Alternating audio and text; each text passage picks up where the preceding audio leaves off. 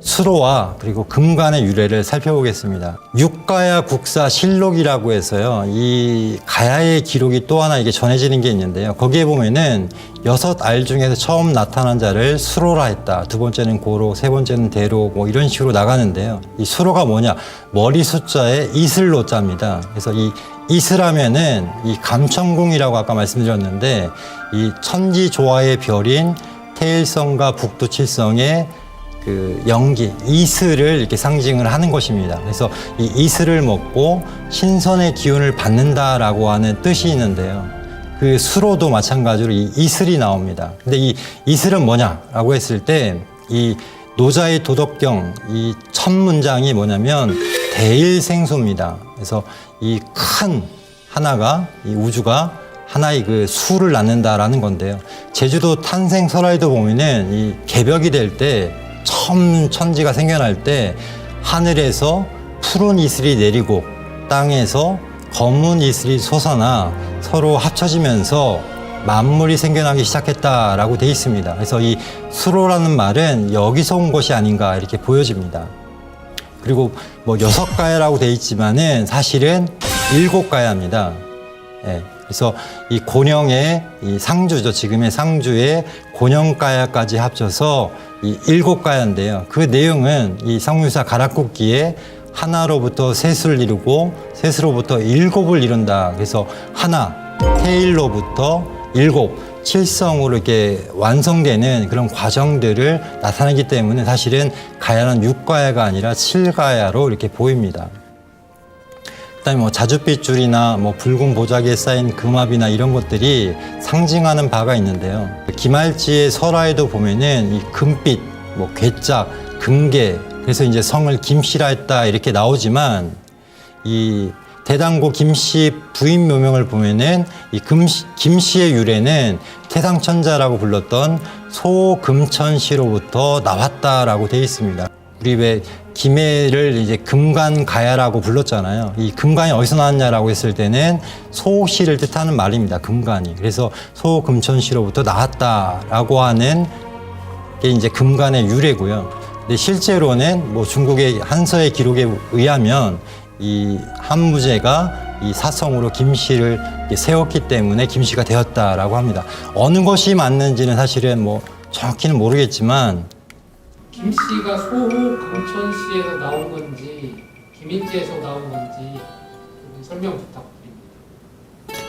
그게 이제 정확하지 않은데요. 다만 이제 고씨 같은 경우를 예를 들면은 이 고씨들은 전욱고양시로부터 나왔다라고 하는 분위기가 있었습니다. 그러니까 그 사망오제라고 하죠. 그래서 뭐 전욱고양시, 뭐 소금천시, 뭐 백제시 이런 식으로 이 쉽게 얘기하면 성황들의 그런 그 이름에서 이렇게 자신들이 성이 나왔다라고 하는 그런 정통성 아니면 신성성을 이렇게 부여하려고 하는 그런 그 움직임이 있었기 때문에 그것 때문에 뭐 소금천시로 이렇게 하는 건지 아니면 그 정말 이게 한서에 나와 있는 것처럼 김일제로부터 이렇게 시작이 된 건지 정확하게 알 수는 없지만 저도 이제 고씨 같은 경우도 뭐 본인들이 이제 전욱고양시로부터 나왔다라고 이야기를 하는데 물론 그분들은 소금천시나 뭐 이렇게 오제들은 사실은 이제 다 동이족이죠. 동이족이고 배달국 문화를 계승해서 이렇게 전수 이 중원이라고 하는 지금의 그 서토로 이렇게 그런 동방 문화를 전수했던 성인 제왕들인데 이분들의 성을 이렇게 본딴 건지 아니면은 정말로 그 삼국시대나 이 고씨 같은 경우도 뭐 이 고주몽으로부터 시작이 된 건지 그거는 정확하게 알 수는 없지만 지금까지 뭐 좀 밝혀진 거로는 저 같은 경우는 개인적으로는 고씨 같은 경우도 고주몽 또는 그 전에 이제 그 해모수도 원래 해씨도 이 고씨라고도 불렀거든요. 그 의미가 비슷하기 때문에 그래서 이 해씨와 고씨가 거의 같은 성인데요. 그것처럼 아마도 이 우리 김씨 같은 경우도 이 김일제로부터 실제적인 어떤 성을 쓰기 시작한 건 아닌가. 그 전에 이제 성을 썼는지 안 썼는지 모르겠지만 이 김일제로부터 성이 본격적으로 이렇게 쓰기 시작했던 게 아닌가. 그러다 보니까 자신들의 혈통을 이 오제로 이렇게 붙인 게 아닌가. 그런 생각도 이렇게 하게 됩니다. 그다음에 이제 김씨 중에 굉장히 유명한 그런 역사적인 인물이 뭐냐면 이 완안아골타라고 해서 금나라의 태조입니다. 이 금나라가 나중에 후금이 되고 청나라가 되고 하는데요. 이 금의 시조가 한보라는 사람이고요. 이 사람은 고려인이라고 기록이 나옵니다. 그래서 뭐 신라인이라고도 이렇게 얘기를 하는데 실제로는 고려라고 이렇게 금사나 송막기문에 나오기 때문에 이 고려인인 것이 이제 분명해 보이고요. 이 고려의 김한보라는 사람이 이 금나라의 시조가 된 것입니다. 근데 왜 신라인이라고 했냐면 당시에 사람들이 여진 사람들이 이 신라라고 불렀기 때문에 그렇게 보인 거죠. 자, 그래서 고려사에도 보면은 이 여진의 그런 태사가 이런 말을 합니다. 우리 조상도 대국, 여기서 대국은 고려입니다. 고려로부터 나왔다라고 되어 있습니다. 그리고 이 청나라를 세운 누르하치 같은 경우에 애신강나라고 이름을 표기를 하는데요. 애신은 그 만주어로 아이신입니다. 아이신. 아이신은 한자로 쓰면은 김이고요. 그다음에 이 강나는 만주어로 절어입니다. 절어. 그래서 절어는 뭐 시, 뭐 부족, 뭐 결의 뭐 이런 뜻입니다. 그래서 김씨의 나라라는 뜻인데요. 자, 그럼 가야는 도대체 어디서 왔는가라고 했을 때는 변환으로부터 왔다라는 것입니다. 이 변환은요, 마한 진한 변환할 때의 변환입니다. 자, 이 변환은 나중에 이제 위만에 의해서 정권을 찬탈당하고 뭐 한사군이 세워지고 하는 그런 질곡을 이제 겪게 되는데요.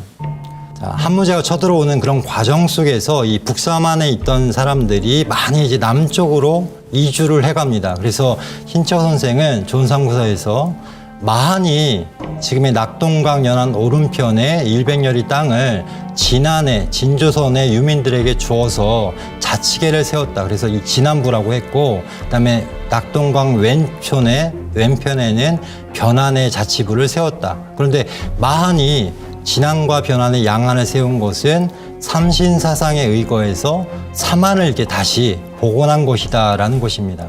그래서 신라는 기록에도 보면은 조선의 유민들이 먼저 육촌을 이루고 살았고 그 사람들은 원래 진안의 종족이었다라고 이렇게 나옵니다. 그래서 이 변안은요, 변진이라고도 했습니다. 그래서 변진은 12개의 나라가 있었다라고 하고요. 그 다음에 이 벼릅이 있고 각각 거수가 있고 신지가 있었다라고 되어 있습니다. 그 다음에 또 중요한 기록이 뭐냐면 이 상공유사 변안 백제전을 보면은 이 신당서, 구당서를 인용하면서 뭐라고 하냐면 변안의 후손들이 낙랑 땅에서 살았다라고 되어 있습니다. 그리고 채치원은 이르기를 변안은 백제다라고 했습니다. 그런데 도대체 이게 무슨 말인가 조금만 이렇게 뭐 쉽게 풀면요, 원래 변안이 있던 곳, 번조선이 있던 곳은 이쪽 지금의 요서 지역입니다. 낙랑산이 있던 이 번조선 땅이었는데요. 이쪽 사람들이 이제 나중에 이주를 하면서 채씨 낙랑국을 세우게 됩니다. 그리고 이 사람들이 나중에 또 밑으로 내려와서 이 변한 사람들이 된 것인데요. 우리가 보통 이 낙랑이라고 하면은 헷갈리는데 이 변한 쪽에 있던 게 이제 낙랑군이고요. 그 다음에 이 채숭이라는 사람이 이렇게 옮겨서 지금의 평양 지역에 이게 세운 게 바로 낙랑국입니다. 그래서 호동왕자와 낙랑공주 할 때는 이 낙랑국인 것입니다. 그런데 이 낙랑국의 유물을 한나라의 낙랑군 유물로 이렇게 둔갑을 시켜놔서 이제 허리띠죠. 금제로 만든 허리띠를 이렇게 왜곡을 시켜놨죠. 이것이 한나라 유물이 아니고요. 한나라의 낙랑군에서 만든 유물이 아니고 이 북방에서 만든 유물이라는 것을 최근에 이게 밝혀내고 있습니다. 그래서 정리하면 사실 이 변안은 백제다라는 말은 뭐냐면 북사만의 번안 지역에서 이 소선호가 백제의 전신을 이렇게 세우게 되고 그 사람들이 한반도로 이주를 하면서 이 변화는 백제가 이렇게 되는 과정인데요. 이걸 알 수 있는 게 바로 유전학입니다. 그래서 이 고대 가야인들의 유전 정보를 분석을 해보니까 이 사람들이 어디서 왔느냐, 중국 요하와 항하 지역에서 이게 형성되었던 청동기 시대의 인류 집단과 아주 가깝다라는 걸 알 수가 있습니다. 이거는 뭐 이 네이처지에 실렸던 이 트랜스 유라시아 어족의 기원과 확산이라고 하는 논문에도 이 내용이 나옵니다. 그래서 지금 한반도 남부에 전라도 경상도 쪽에 있는 그런 섬들에 있는 그런 유전자들을 이렇게 분석을 해보니까 저쪽 북방에 있던 홍산인들의 유전 형질과 같다는 것을 이렇게 밝혀냈습니다. 그래서 변한 사람들은 저쪽 북방에 홍산 문화, 지금의 홍산 문화가 있는 그 지역에 살던 사람들이다. 그래서 백제는 뭐 변환이다라고 하는 기록이 과학적으로 이렇게 밝혀지는 그런 것입니다. 또 하나는 이 같은 논문에서요, 이 기장 농사를 지은 사람들이 이렇게 확산을 해나갑니다. 이주를 하고. 그런데 이것도 마찬가지로 이 홍산 지역에 있던 기장 농사를 짓던 사람들이 한반도를 거쳐서 남부로 가서 다시 일본 열도로 옮겨지는 그런 것들을 이제 분석을 해서 밝혀 놓았습니다. 창녕 비봉리에서 이제 발견된 이 유적인데요. 곡물의 흔적입니다. 그래서 불탄 조와 기장의 그런 흔적이 나왔는데요. 이것도 마찬가지로 이 기장이나 조라는 게 원래 북방에서 많이 재배를 했던 것이고, 지금도 그 오한기라고 하는 지역을 가면요, 호텔에 갔더니 아침에 조식으로 뭐가 나오냐면 이 좁쌀로 만든 이 죽이 나오더라고요. 근데 우리는 좁쌀을 잘 안 먹지만 그쪽은 아직도 이제 거기가 이제 조의 원산지라고 이야기를 합니다. 그래서 먹어봤는데 굉장히 맛있더라고요. 그래서 특산물을 이렇게 파는데 그쪽에서 이제 시작된 그런 조와 기장의 이 아픈이 이제 발견이 된 것입니다. 자, 그 다음에 또 이제 볼 게 뭐냐면 가야에서 발견된 국가 제2 이 천제를 지내는 이 제사를 지내는 그런 시설인데요. 잘 보시면은 안에는 네모난 방형의 구조물이 있고 밖에는 하늘을 상징하는 이 원형의 구조물이 있습니다. 이게 어디랑 똑같냐면 이도정자 유적을 갔을 때, 이 홍산문화 유적입니다.